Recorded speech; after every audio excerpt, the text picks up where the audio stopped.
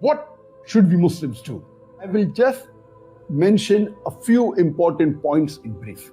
I feel it is a fard for every Muslim that they should pray for our Palestinian brothers and sisters. Get up in the last 1/3 of night and pray tahajjud salah to Allah subhanahu wa ta'ala. And in that salah, in sujood, you make du'as for our Palestinian brothers and sisters. We should make on our social media, whether it be on the Facebook, whether it be on the Instagram, on the Twitter, on WhatsApp, we should make the world aware of the atrocities done by the Israelis on the innocent Palestinians. We should spread the literature, whether it be pamphlets, whether it be books, whether it be e-books, on this issue so that the world is aware of what is happening in Palestine. We should make publicity, whether on billboards, whether on buildings, hoardings, whether it be on buses, on different venues, so that we make the people aware in your locality, in your city, in your country about the atrocities done on our Palestinian brothers and sisters by the Israeli forces. There should be peaceful protests all over the world by the Muslims. We Muslims as a whole throughout the world should boycott all Israeli products. We should boycott consuming all Israeli products. Surely the 25% of the world population, if we boycott 100% of the Israeli products, it will be surely a reminder to Israeli, and it will be a good lesson to them. We should contribute financially whatever we can. When we contribute, see to it that you contribute besides your fard, zakat that you have to give.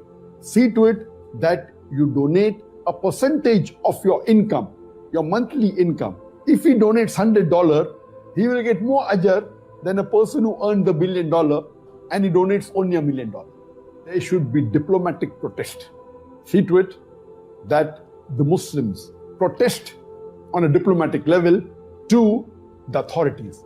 And if there are embassies or consulates in the country, see to it they give a diplomatic protest and a letter to the ambassador against the atrocities done by the Israeli government on the Palestinians. If the Muslims can get together and we have a trade boycott with Israel, a total trade boycott, see to it that all the Muslims in the world, not only individually do we boycott the goods, all the Muslim countries today, there are 57 Muslim majority countries in the world.